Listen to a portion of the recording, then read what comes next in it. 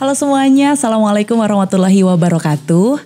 Selamat datang di BI Talks, BI Tasikmalaya Talks. Dan ini adalah salah satu program podcast persembahan dari Bank Indonesia Perwakilan Tasikmalaya, di mana saya akan ngajakin narasumber untuk ngobrol-ngobrol dengan saya. Ngobrol santai tapi tetap berbobot, dan kita akan mengangkat isu-isu ekonomi yang hadir di kehidupan sehari-hari. Dan tentunya untuk hari ini kita akan ngobrolin soal inflasi.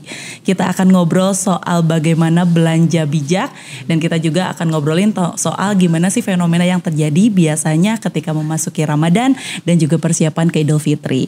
Namun sebelum itu saya pengen ngingetin dulu nih, kalau misalnya kebanyakan masyarakat yang ada di kota Tasikmalaya sudah hafal soal inflasi.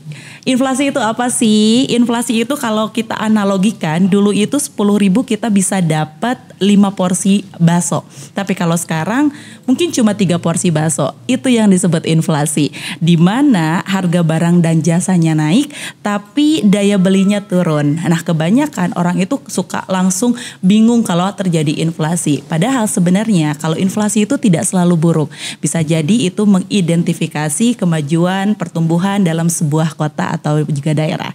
Dan hari ini kalau ngomongin soal inflasi, pasti banyak juga yang penasaran kalau di kota Tasikmalaya sendiri seperti apa. Kalau berdasarkan data dari BPS, inflasi di kota Tasikmalaya sebenarnya harga-harga cenderung turun di kota Tasikmalaya itu. Wah, ini merupakan angin segar ya untuk kita semua. Wah, serius harga turun. Tapi jangan seneng dulu. Kenapa? Karena kita sekarang ada di bulan Ramadan, apalagi sebentar lagi kita masuk ke Idul Fitri. Dimana kalau kita lihat historinya nih, biasanya kalau masuk Ramadan, masuk Idul Fitri, harga-harga mulai melonjak. Nah, harus seperti apa ketika kita melihat fenomena harga mulai melonjak, tiba-tiba barang kebutuhan ini nggak ada, terus akhirnya banyak juga orang yang tiba-tiba belanja di luar kebutuhan. Itulah kenapa saya hadirkan dua narasumber yang begitu luar biasa untuk hari ini. Sudah hadir bersama dengan saya Bapak Wali Kota Tasikmalaya, Bapak Firman Alfarizi. Selamat siang Bapak. Ya, siang. Masih semangat untuk puasanya? Semangat walaupun hari ke-17 ya. 17. Semangat walaupun si kadar gula jam-jam segini. Iya, pada jam-jam rawan ya. Jam-jam rawan ya, udah mulai rendah nih kadar gulanya. Di Ramadan sibuk banget kayaknya Pak. Iya, mulai banyak. Lumayan kesana kemari. Safari Ramadan.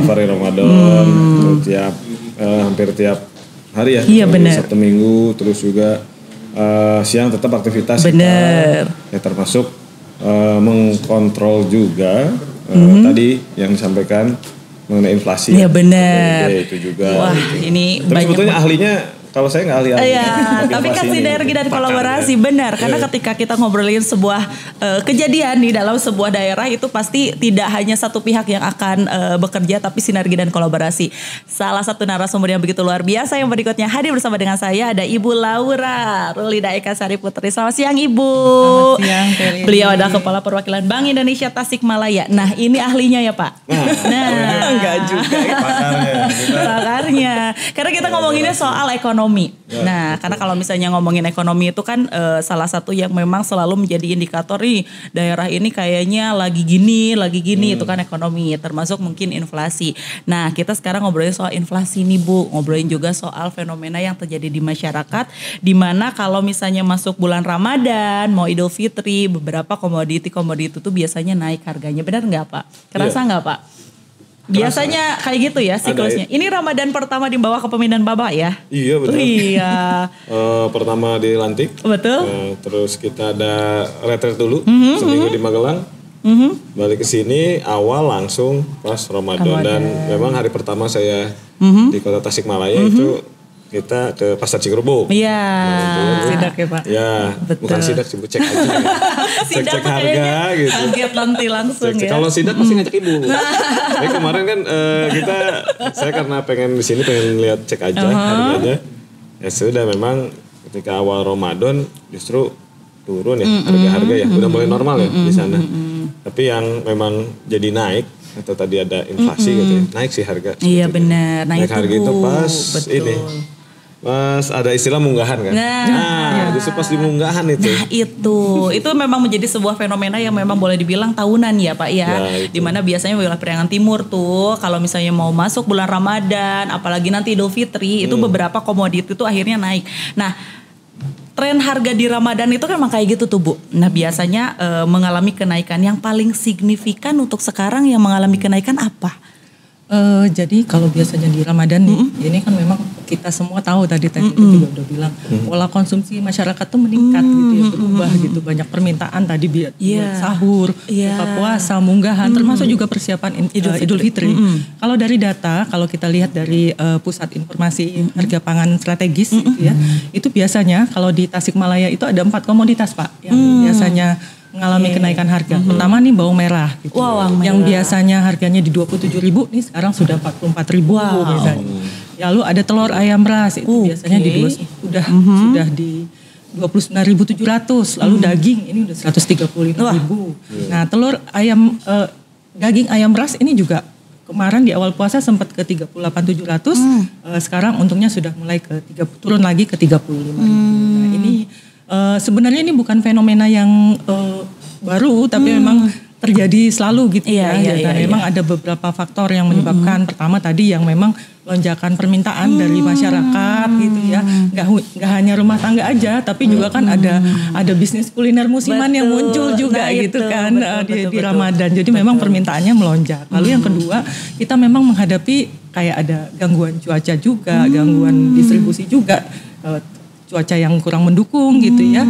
Lalu juga ada faktor dari sisi logistik, tantangan di logistik ini menyebabkan pasokan itu kan nggak selalu lancar. Lalu juga ada faktor-faktor yang mempengaruhi kenaikan harga seperti misalnya biaya produksi, biaya distribusi. Nah, harga pakan itu kan bisa juga kenaikan tadi harga daging sama telur ayam ras. Nah, kenaikan bahan bakar ini juga bisa gitu ya, mempengaruhi. Gitu. Wah, jadi emang banyak faktor ya Bu yang akhirnya membuat salah satu Ramadan ini yaitu ya tadi sebutnya Pak ya, fenomena pedagang musimannya meningkat daripada biasanya Pak ya. Jalanan sekarang penuh dengan pedagang musiman di bulan Ramadan. Nah, ini berarti sinergi juga dengan pemerintah. Pemerintah kan pasti melihat juga fenomena ini Pak.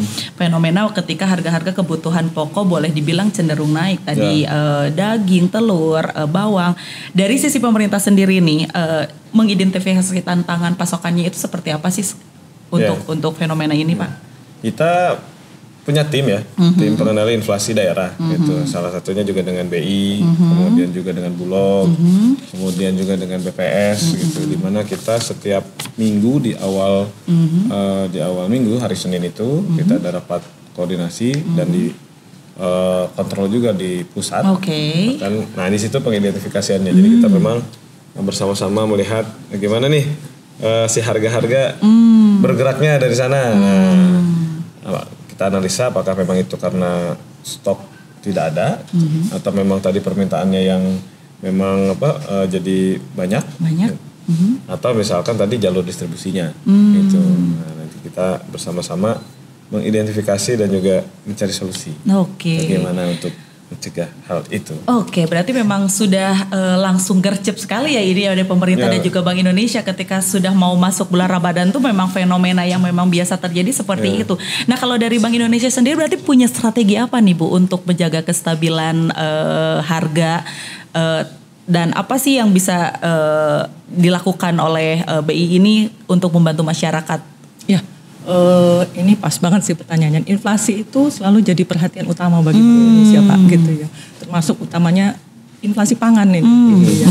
Nah kami itu salah satu inisiatif untuk mengendalikan inflasi itu adalah dengan Gerakan Nasional Pengendalian Inflasi Pangan atau GNPIP. Nah dalam pelaksanaannya itu memang kita kolaborasi dengan Pemda dan tadi dalam kerangka tim pengendalian inflasi daerah itu kita banyak melakukan program-program kerja dalam kerangka 4K tadi. Menjaga keterjangkauan harga, ketersediaan pasokan, kelancaran distribusi dan juga dengan komunikasi yang efektif. Nah, GNPIP ini kalau di bulan Ramadan ini ya Pak ya, kita bersama TPID contohnya kemarin ada pembukaan pasar murah tanggal 7 di Kota Tasikmalaya yang masih berlangsung terus nih sampai sekarang gitu ya. Sampai sekarang masih berlangsung terus. Lalu juga kita nggak hanya di Kota Tasik karena kami juga wilayahnya Priangan Timur, kami juga bekerja sama dengan TPID di Priangan Timur, di Ciamis, Pangandaran, Banjar dan juga Kabupaten Tasikmalaya. Nah, kalau mau ngecek jadwal lengkapnya ini bisa cek di Instagram Bank Indonesia. Jadwal pasar murah. Nah, tapi selain pasar murah, kalau GNPIP itu juga kami juga selaras dengan Asta Cita pemerintah untuk ketahanan pangan, membangun ketahanan pangan, kita juga banyak punya program yang memang mendorong produktivitas pangan di masyarakat. Makanya kita juga ada pendampingan kepada klaster pangan. Jadi ada juga panen Pak, gitu. Panen bareng pernah juga Pak. Betul. Begitu. Jadi memang sudah sangat sinergi ya dengan program-program yang memang dihadirkan oleh Bank Indonesia. Nah ini juga kan memang menjadi satu pertanyaan juga nih Pak. Kalau Bank Indonesia GNPIP-nya itu begitu luar biasa. Salah satunya tadi ada operasi pangan murah, terus ada juga panen raya, ya boleh dibilang seperti itu. Kalau langkah konkret dari pemerintah sendiri untuk memastikan bahan pangannya aman, ini tuh seperti apa? Apakah ada kerjasama dengan daerah-daerah lain? Karena kan kalau kita tahu Tasikmalaya ini bukan daerah produsen ya Pak ya? Ya, bukan ya, kita bukan daerah produsen ya. Apakah ada kerjasama dengan daerah lain misalnya untuk itu? Ya tentu pasti ada gitu. Kita Priangan Timur terutama dengan Ciamis, kemudian juga Banjar dan lain sebagainya. Itu pasti ada karena tadi kita bukan penyuplai produksian tersebut. Betul. Beras juga sebetulnya kita kerjasama dengan Ciamis, beras dan telur itu. Jadi langsung B2B antar memang pengusahanya gitu, apa yang kurang ya mereka saling mengirimkan barang langsung. Kita belajar juga dari BI, petunjuk dari BI juga gitu. Tadi program-program kita juga ada nih. Selain tadi memang pasar murah, kita juga ada gelar pangan murah. Gelar pangan murah. Itu kemudian juga operasi pasar bersubsidi. Wow. Jadi ketika operasi pasar bersubsidi itu ada beberapa bahan pokok yang memang disubsidi oleh pemerintah. Itu sehingga harganya itu beda dengan harga di pasaran yang ada. Kemudian juga ada wangsit. Warung stabilisasi inflasi Kota Tasikmalaya. Wah, jadi bisa dapat wangsit kita ya Pak. Iya. Kemudian juga ya kita melakukan survei harga pasar, komoditas pokok penting. Kemudian juga kemarin juga kita selalu ketika ada acara pasti mensosialisasikan untuk tidak panik buying, hal-hal seperti itu. Dan kalau kita memang kerjasama dengan pemerintah daerah sekitar, itu pasti ada. Untuk memastikan tadi, kalau misalkan kurang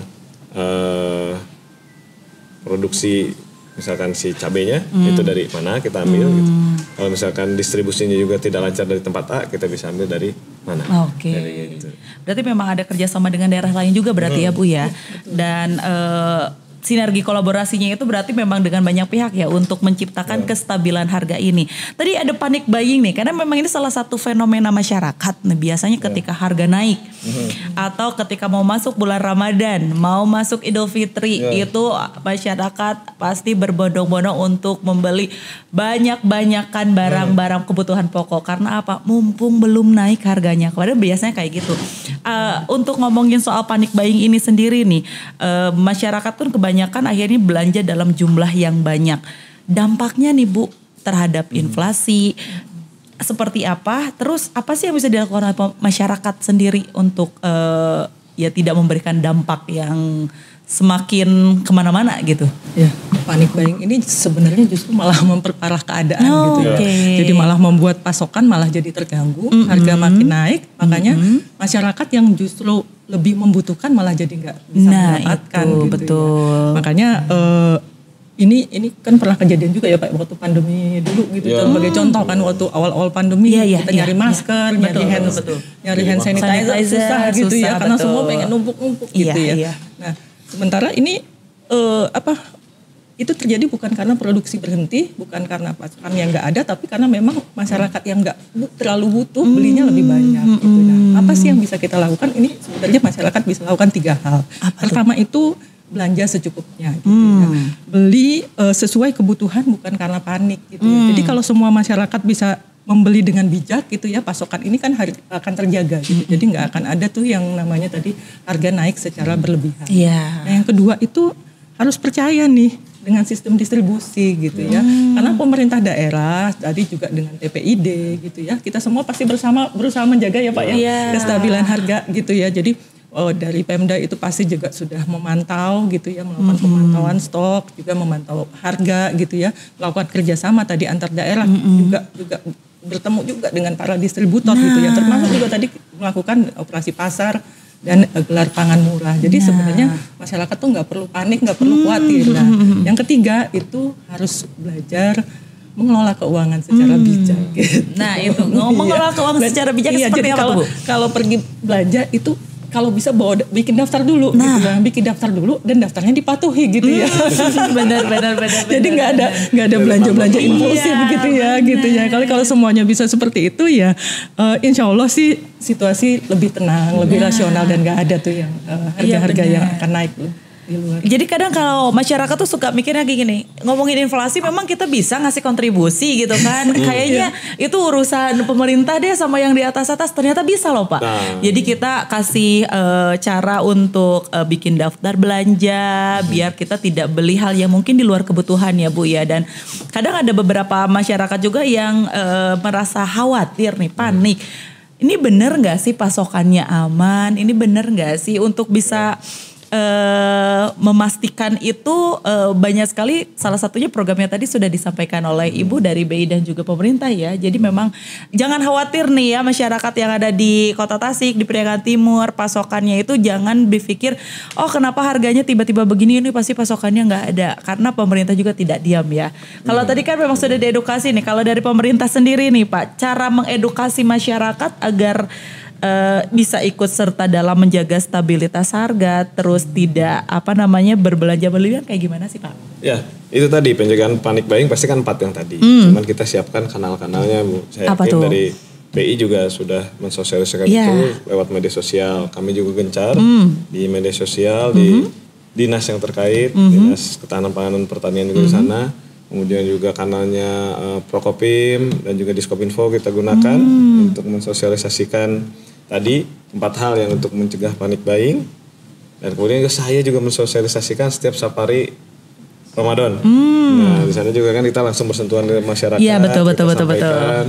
Dan jangan panik memang untuk ketersediaan proyeksi pangan kita, ketersediaan pangan kita, karena ada neracanya itu sebetulnya. Jadi kita sudah hitung ya Bu ya, memang seperti kayak beras 31 hari ke depan di Kota Tasik itu aman. Kemudian juga bawang putih itu 8 hari. Tapi nanti kita pasti ada supply ini per hari ini. Kemudian juga daging ayam ras itu 28 hari. Kemudian jagung 41 hari ke depan. Tadi minyak goreng 20 hari aman. Kemudian juga daging sapi 34 hari ke depan aman gitu. Jadi memang neraca tersebut yang biasa digunakan oleh kami TPID untuk memproyeksikan gitu, atau nih aman gak nih gitu. Nah seperti itu. Jadi memang sebenarnya kadang masyarakat itu belum teredukasi dengan baik berarti ya Bu ya, terkait bagaimana mereka tuh khawatir stoknya nggak ada. Padahal sebenarnya bisa dicari, diakses berarti ya, bisa juga dari informasi yang ada di Bank Indonesia ataupun dari pemerintah ya. Bagaimana masyarakat itu bisa dengan mudah untuk mengakses dan mencari tahu stoknya itu seperti apa. Ternyata masih aman ya Pak? Aman. Kolaborasi dengan daerah lain berarti terjalin dengan baik ya. Sejauh ini Bank Indonesia pun juga memfasilitasi untuk berkolaborasi dengan daerah-daerah lain dari pemerintah juga berarti ya Bu ya, sinergi dan kolaborasi terus. Dalam kerangka TPID tadi, tim pengendalian inflasi daerah, itu juga kita memfasilitasi untuk kerjasama antar daerah gitu. Jadi kita mengidentifikasi kira-kira di Tasik ini kekurangannya apa biasanya gitu, di bulan-bulan apa. Nah ini kita coba temukan dengan daerah lain yang merupakan produsen gitu ya, dan kira-kira di posisi kita nanti membutuhkan pasokan itu mereka bisa menyediakan, dan itu dibuat dalam satu kerjasama, dan Kota Tasik itu sudah punya. Tidak perlu khawatir. Nah itu, jadi emang benar-benar sudah disiapkan. Setiap tahun juga berevaluasi ya Bu ya, dari setiap fenomena yang terjadi, walaupun memang menjadi satu fenomena tahunan ya seperti ini, karena memang budaya, mungkin ini terpengaruh juga dengan budaya di Periangan Timur yang memang begitu terlalu antusias menyambut Ramadan dan Idul Fitri berarti ya Bu ya. Mereka memang terbiasa ketika munggahan, makan besar ya Pak ya. Buka bareng. Nyawalan belum. Iya betul. Jadi memang akhirnya memang permintaan meningkat ya, dan itu sudah diantisipasi. Oh luar biasa sekali. Jadi memang masyarakat jangan khawatir kalau misalnya kita ngomongin soal bulan Ramadan, memang biasanya ada sedikit perubahan harga, tapi untuk pasokan dan kestabilan harga masih bisa diantisipasi berarti ya Bu ya. Wow ini luar biasa sekali. Jadi memang ada satu kebiasaan yang memang bisa diterapkan juga oleh masyarakat, yaitu memang ketika memasuki bulan Ramadan ataupun mau Idul Fitri untuk tetap berbelanja sesuai dengan kebutuhan ya Bu ya.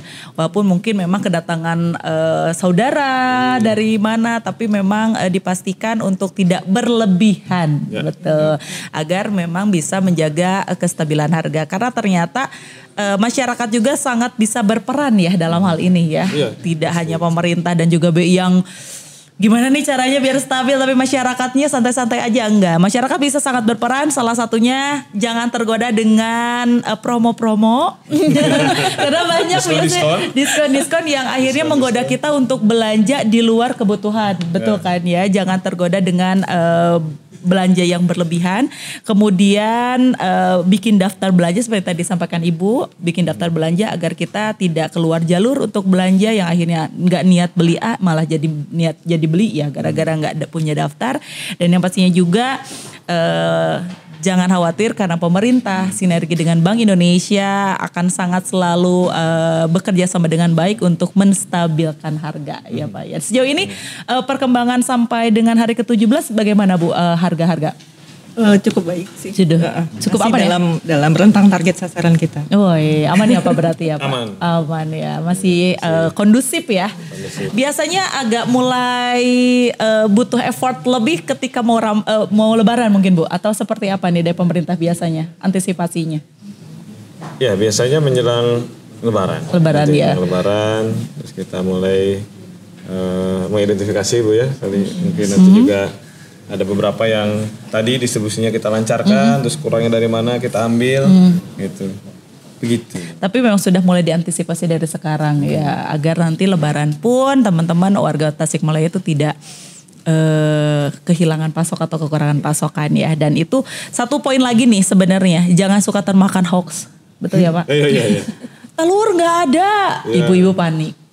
Langsung mereka beli telur berlebihan, kayak gitu kan. Oh ternyata beras mahal, mereka langsung panik itu. Jadi bisa diakses untuk mendapatkan informasi akurat di sosial media dari pemerintah, dari Bank Indonesia juga. Dan tentunya ini yang memang bisa kita lakukan untuk juga sama-sama berperan serta untuk menstabilkan harga yang ada sekarang. Ada yang ingin disampaikan kepada masyarakat dari Bank Indonesia?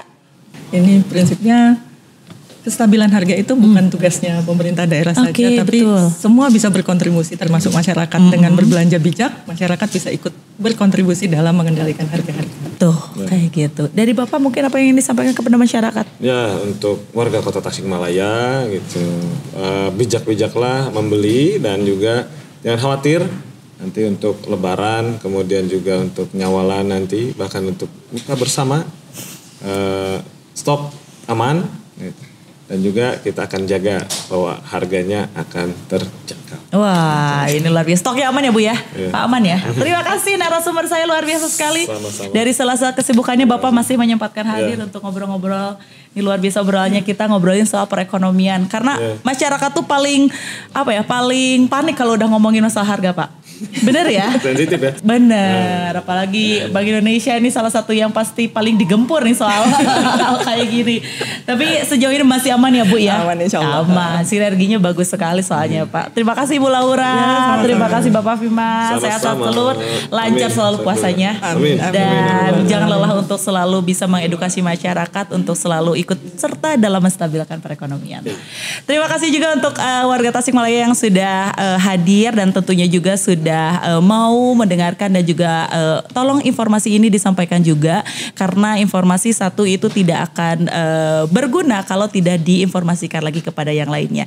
Untuk selalu bisa belanja bijak, untuk juga selalu bisa ikut peran serta dalam menstabilkan perekonomian. Saya Ada Rizna pamit, ketemu lagi di BITalk selanjutnya. Assalamualaikum warahmatullahi wabarakatuh. Waalaikumsalam.